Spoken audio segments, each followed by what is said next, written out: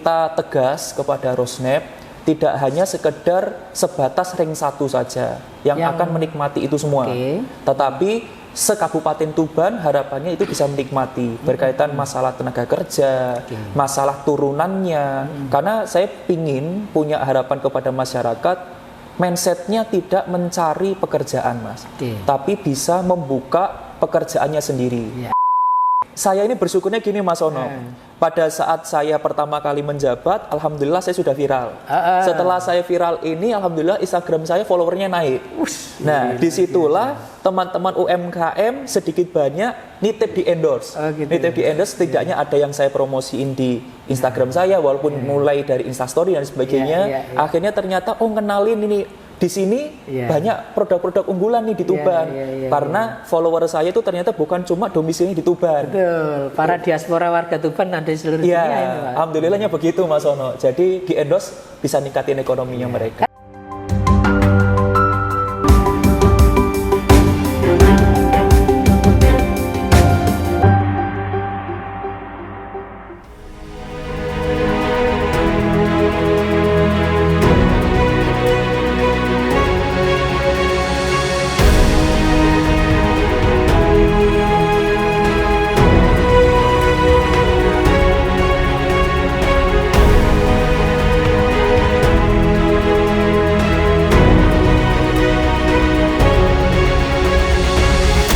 Assalamualaikum warahmatullahi wabarakatuh, Tribuners dan pembaca harian Surya dimanapun berada. Kembali bertemu dengan saya Trimulyono, pemimpin redaksi Tribun Jatim Network. Kali ini saya spesial nih bersama orang nomor 1 di Kabupaten Tuban. Kita sapa Mas Aditya Halindra Faridski, yang akrab disapa Mas Lindra. Assalamualaikum. Waalaikumsalam, Mas Ono. Selamat datang di Tuban, Mas Ono. Luar biasa. Ini Tribuners, Mas Lindra adalah Bupati Tuban termuda di Jawa Timur, bahkan Indonesia. Gitu ya, salah satu. Insya Allah, salah satu yang termuda. Oke. Mas Lindra, 2 tahun menahkodai Kabupaten Tuban. Apa, Mas, perasaan yang paling berkesan setelah 2 tahun menjadi orang nomor 1 di Kabupaten Tuban ini? Suatu hal yang berkesan, Mas Ono, ketika saya sudah menjalankan pemerintahan ini 2 tahun adalah cita-cita yang selama ini saya harapkan untuk bisa bermanfaat, untuk bisa meningkatkan kesejahteraan, untuk bisa menolong orang banyak. Alhamdulillah, pelan demi pelan kita bisa merealisasikan itu semua dengan legacy yang kita ambil, dengan pembangunan-pembangunan yang sudah kita lakukan. Alhamdulillah bisa terwujud itu semua. Ya, saya lihat memang pemerintah Kabupaten Tuban begitu getol terkait infrastruktur, Mas Bupati, Mas Lindra ya. Kira-kira apa saja, Mas Lindra, yang sudah dilakukan Pemkab Tuban terkait infrastruktur ini? Kalau infrastruktur yang sudah dilakukan oleh pemerintah Kabupaten Tuban, kita memang mengawalinya dari kebijakan yang mendasar, khususnya dibutuhkan oleh masyarakat Kabupaten Tuban, Mas. Pertama jelas infrastruktur jalan. Alhamdulillah setiap kali saya melakukan penganggaran baik APBD maupun PAPBD itu adalah menyerap yang paling tinggi untuk infrastruktur jalan. Lalu yang kedua berkaitan pendidikan.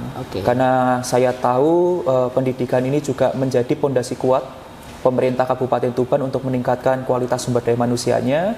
Lalu yang ketiga, infrastruktur yang kita getolkan adalah di dunia kesehatan. Karena saya memiliki harapan dan cita-cita bagaimana seluruh masyarakat Kabupaten Tuban, mulai dari yang mampu dan tidak mampu, mendapatkan akses yang layak terhadap kesehatan.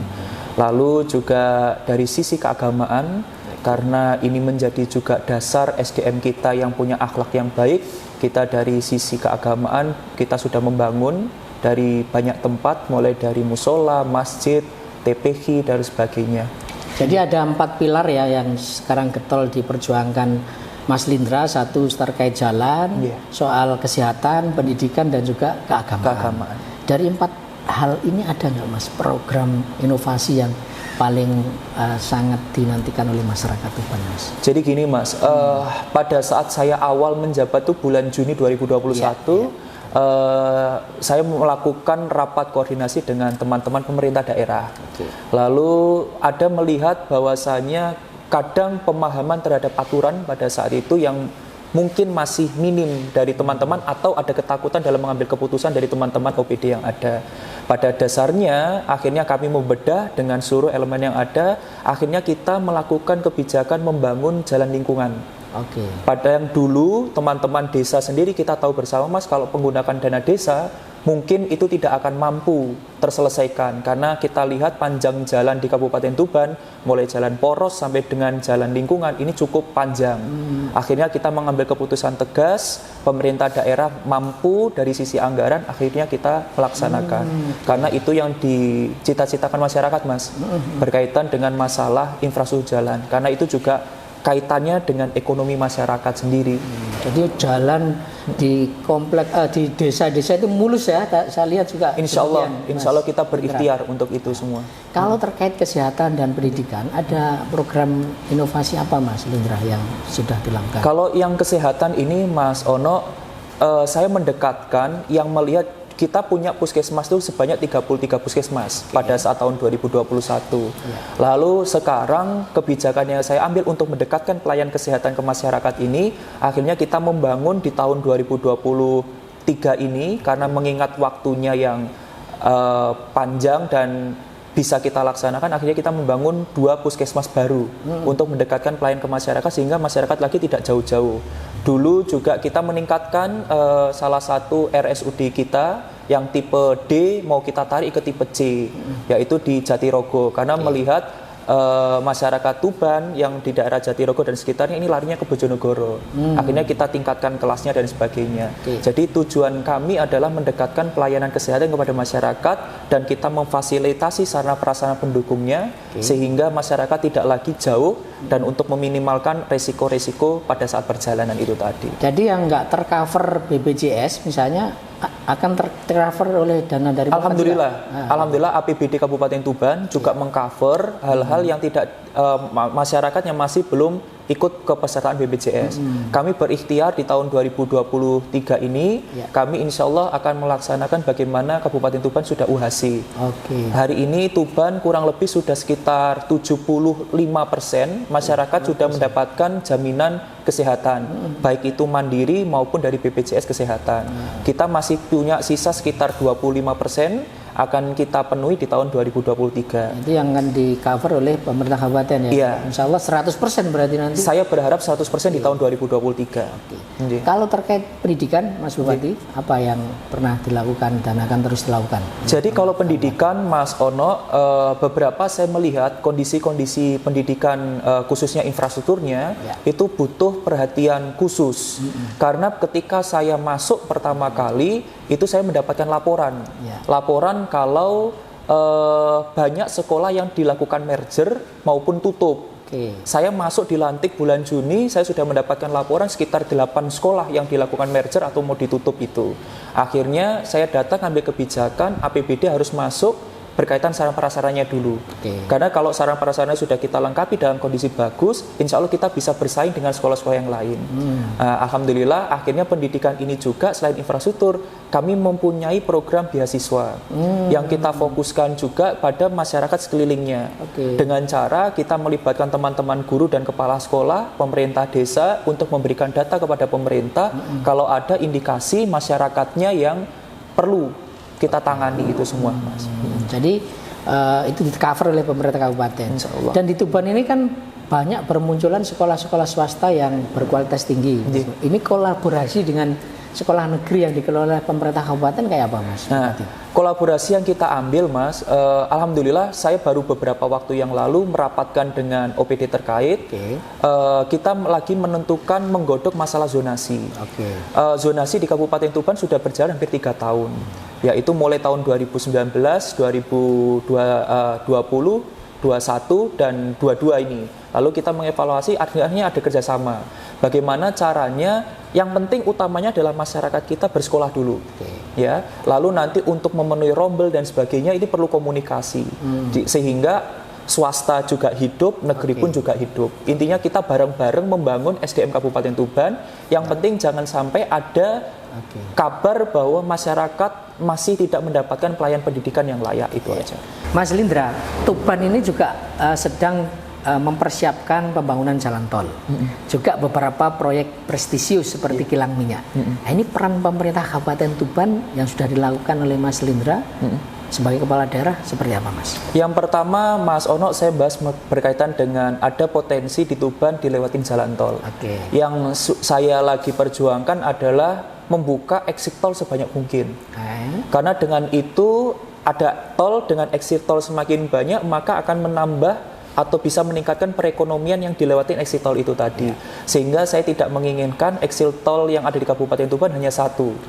Karena sehingga harapan saya perekonomian bisa bergerak di semua lini yang ada. Dan kemarin kita mengambil keputusan kepada daerah-daerah yang ketimpangan terhadap pendapatannya masih tinggi, Mas Ono. Nah, ini yang lagi kita diskusikan dengan kementerian terkait.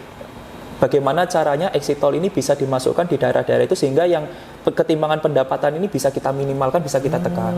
Lalu berkaitan dengan proyek strategis nasional, salah satunya adalah Rosnep di Kabupaten Tuban. Kemarin kita tegas kepada Rosnep, tidak hanya sekedar sebatas ring 1 saja yang akan menikmati itu semua.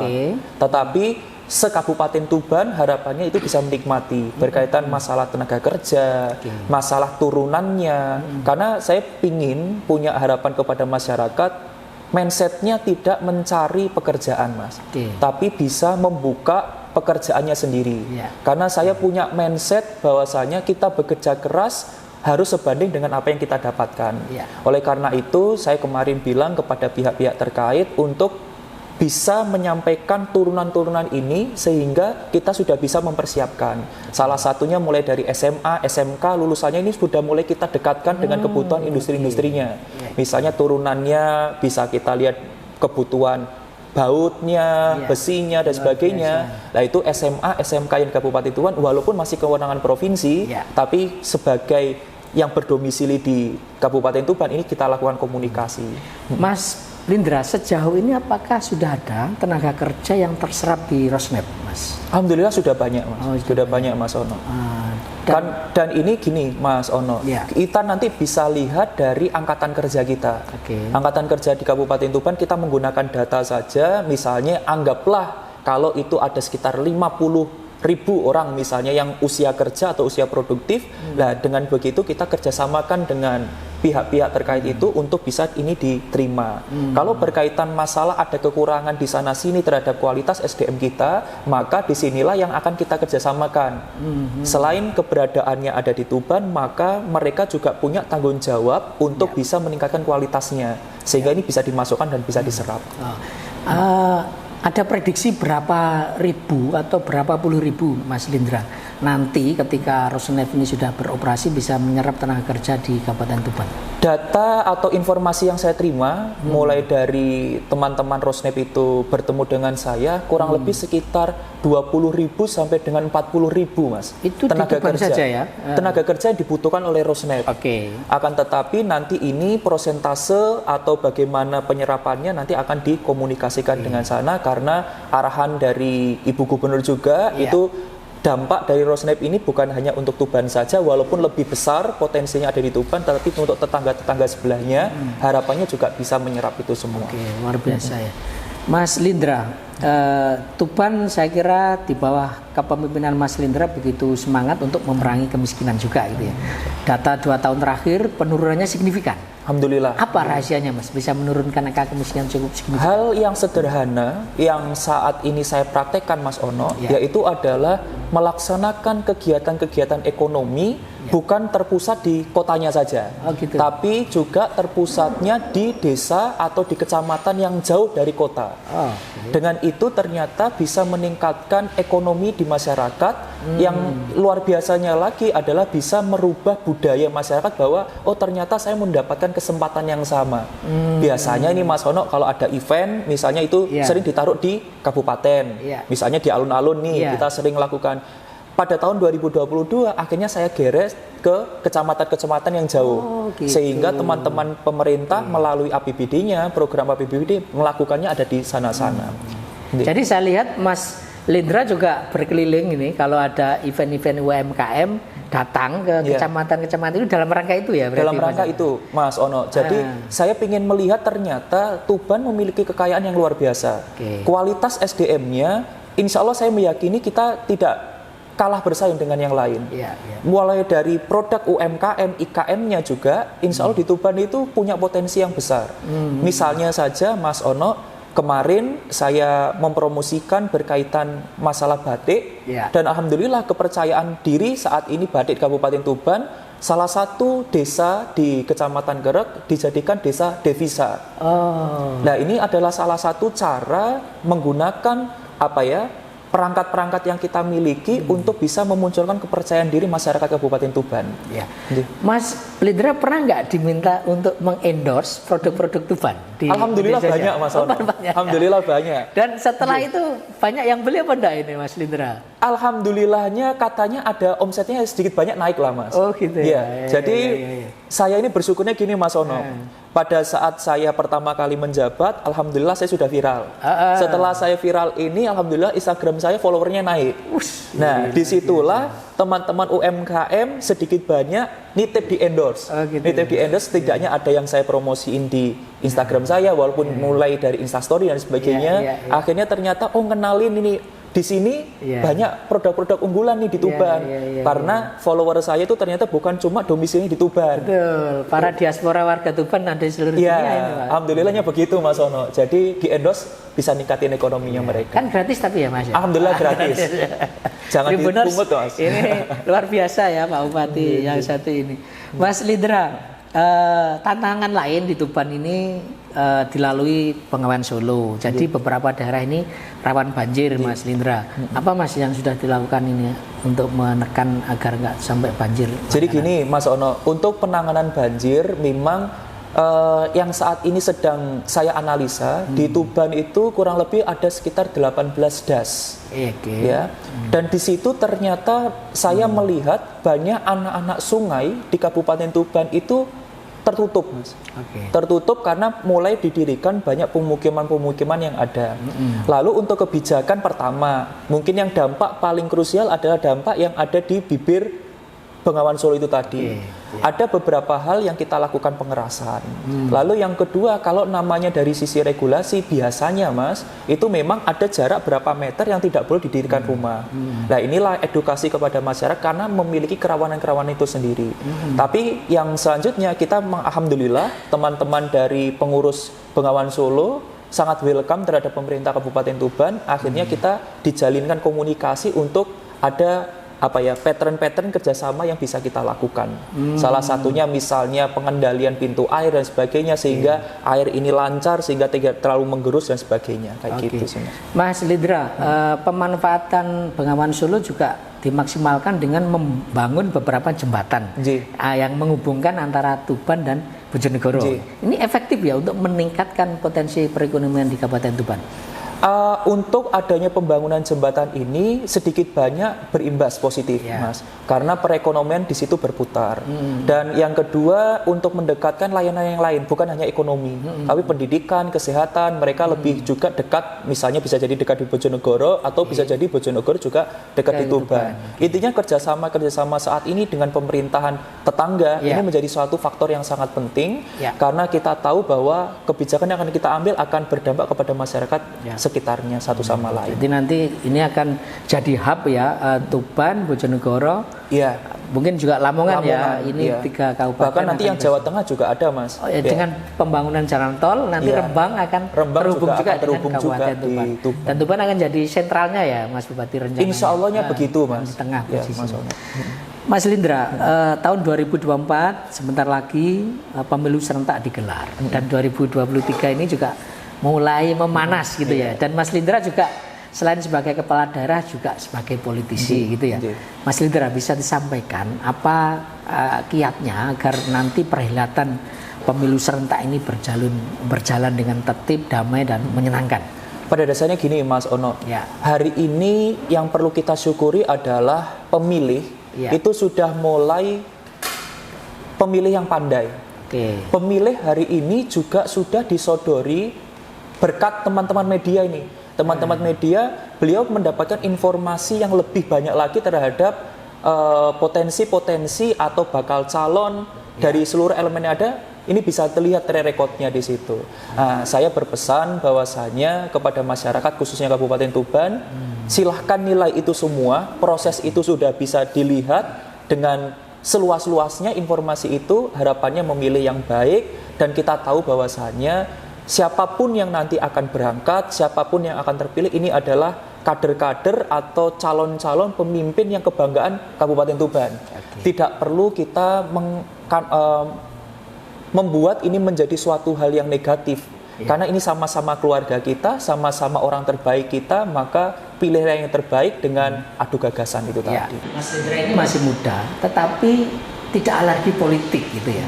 Padahal pada umumnya sebagian besar anak milenial kita ini tanda kutip alergi politik. Dulu kira-kira apa Mas Lindra yang menginspirasi Mas Lindra akhirnya aku tak terjun ke politik? Pada dasarnya gini Mas Ono, ini yang saya pahami terhadap politik. Politik menurut Mas Lindra ini adalah suatu pengambilan keputusan dari seluruh pertimbangan yang ada. Politik bukan hanya sekedar dikonotasikan harus menjadi kepala daerah maupun legislatif. Tapi politik itu sendiri juga hampir kita mau sadari dan tidak kita sadari, kita pun sudah berpolitik. Misalnya nih Mas Ono, orang pergi ke pasar nyari harga murah, itu juga dalam tanda kutip sudah politik juga. Oleh karena itu saya ingin menyampaikan kepada adik-adik saya, pada generasi muda saya bahwa politik tidak semuanya dikonotasikan negatif, tapi dengan kita berpolitik, insya Allah kita bisa mencurahkan cita-cita yang selama ini kita pikirkan mungkin hanya di pikiran, kita bisa mengimplementasikan itu dan insya Allah efeknya bisa menjadikan kebahagiaan untuk orang banyak. Itu menurut saya politik ya Mas ya. Tapi waktu itu Mas Lindra, apakah ada dorongan dari orang tua barangkali atau memang murni dari kemauan Mas Lindra sendiri? Alhamdulillah orang tua saya tidak pernah sekalipun memaksa atau mendorong Mas. Tetapi bahasanya almarhum bapak saya dan ibu saya itu melihat potensi anaknya sehingga ini hanya sekedar diarahkan. Kamu jangan sampai politik yang negatif, carilah politik yang positif dan sebagainya. Pada dasarnya itu keputusan saya pribadi Mas. Karena melihat bahwasanya orang tua saya besar juga di politik dan ternyata setelah beliau tidak menjabat di politik, banyak suatu hal-hal positif yang saya dengar. Keberhasilan seorang ibu saya, keberhasilan seorang bapak saya, ini menjadi motivasi saya. Oh, saya ingin lebih baik daripada orang tua saya. Jadi di politik sebetulnya lebih banyak hal yang bisa kita lakukan untuk kemaslahatan masyarakat. Benar Mas Ono. Mas Lindra, ini di luar konteks pemerintahan dan politik ya. Di ranah dunia maya Mas Lindra. Keyword istri dan pacar Bupati Tuban itu menjadi kata kunci yang paling banyak dicari netizen. Jadi pertanyaannya kapan ini istri dan pacarnya Mas Lindra diperkenalkan ke netizen nih? Alhamdulillah Mas Ono sampai sekarang belum ada Mas Ono. Tapi nanti kalau sudah ada namanya, kalau sudah nanti nikah ya pasti akan kita publish lah. Tapi mungkin Mas Ono saat ini mungkin saya lagi difokuskan kepada pemerintah. Tapi itu juga menjadi suatu hal yang harus segera saya realisasikan ini, istri ini. Nanti kalau lama-lama nggak enak juga saya ini. Mas Lindra ini kan aktif di media sosial juga dan responsif. Saya lihat setiap ada keluhan di DM Mas Lindra langsung meneruskan ke pihak terkait. Tapi ada juga misalnya yang kritik Mas Lindra ya. Cara mengantisipasi orang yang haters misalnya itu bagaimana Mas Lindra? Kritik itu menurut saya suatu hal yang penting Mas, untuk mendewasakan, karena saya memahami bahwa diri saya tidak sesempurna itu. Dengan adanya kritik itu membuat saya kembali harus mawas diri. Oh, ada sesuatu hal yang harus saya perbaiki. Orang yang mengkritik saya tidak perlu saya jawab dengan kritikan yang serupa, tapi saya akan membuktikan dengan lambat laun itu semuanya adalah suatu hal yang bisa saya buktikan bahwa saya bisa menjalankan itu semua. Salah satunya Mas Ono, misalnya saya dikritik beberapa pembangunan di Kabupaten Tuban yang belum tersentuh, misalnya begitu. Kita tahu bahwa saya baru menjabat kurang lebih hampir mau berjalan 2 tahun. Tidak sesederhana itu, semuanya harus saya tangani semua. Intinya saya berikhtiar selama saya diberikan amanah, saya hanya jabat 3,5 tahun Mas. Insya Allah akan kita selesaikan semua selama masa jabatan saya berakhir. Nanti untuk periode selanjutnya biarkan masyarakat sendirilah yang menentukan itu. Jadi tetap direspon ketika ada haters, masukan, maksudnya nggak merasa ini Mas, wah ini apa mengganggu atau apa gitu? Enggak. Intinya orang yang malah mengkritik, orang yang memberikan saran itu berarti adalah orang itu yang lebih sayang kepada kita. Betul. Intinya orang itu tidak menginginkan kita terjerumus kepada suatu hal yang salah. Jadi kritik ini menjadi suatu hal yang penting untuk mengkoreksi saya pribadi, Mas. Bukan pemerintah, yang salah tetap adalah kepala daerahnya kalau ada apa-apa itu.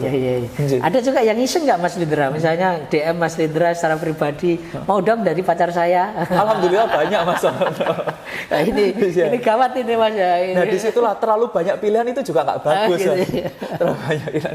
Baik, ini yang terakhir Mas Lindra ya. Ini barangkali pertanyaan secara pribadi ya Mas Lindra ini sosok yang belum dibilang komplit lah ya, muda, punya kuasa, tanda kutip juga kaya insya Allah ya Mas. Insya Allah kaya hati Mas yang kaya hati itu ya. Nah kira-kira itu menjadi beban atau menjadi berkah bagi Mas Lindra? Monggo. Itu menjadi beban tidak, berkah juga tidak, tapi menjadi penyemangat, Mas. Jadi penyemangat saya gini Mas bahasanya.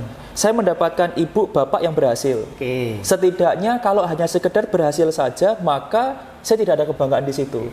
Pasti saya ingin menjadi orang yang lebih daripada orang tua saya, dan itu pasti cita-cita semua orang tua. Kalau menjadikan berkah, saya akui pasti iya. Saya bisa menjadikan sampai hari ini adalah berkah dari keberhasilan kedua orang tua saya. Berkah itu pasti ada. Tapi kalau menjadi beban, rasanya enggak. Karena saya harus membuktikan itu semua menjadi suatu hal yang lebih baik. Intinya saya menikmati tantangan ya, lebih persis ya Mas. Tantangan Mas, benar. Ini tantangan inilah yang harus saya jawab dengan suatu karya yang nyata gitu. Dan apalagi Mas Ono, saya ini kan sekarang juga menjadi salah satu anak muda yang sedikit banyak dilihat. Kalau anak muda sekarang tidak bisa membuktikan itu semua, berarti saya pun ikut berkontribusi untuk sudut pandang orang terhadap anak muda ini juga semakin buruk misalnya begitu. Akan tetapi kalau saya menjadi anak muda yang berhasil, sedikit banyak pasti saya berharap anak muda yang lain akan gergah, terinspirasi untuk bisa melakukan. Karena hari ini usia bukan menjadi suatu batasan Mas Ono, tapi usia muda ini malah bisa sekarang menjadi kekuatan yang besar.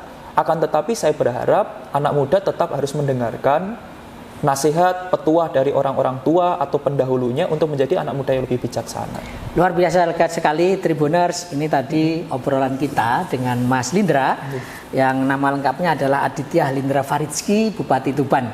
Saya yakin banyak sekali inspirasi yang kita bisa petik dan kita ambil pelajaran dari Mas Lindra. Saya akhiri wawancara kita hari ini. Sampai ketemu dengan tokoh-tokoh selanjutnya. Saya Tri Mulyono, mohon undur diri. Wassalamualaikum warahmatullahi wabarakatuh.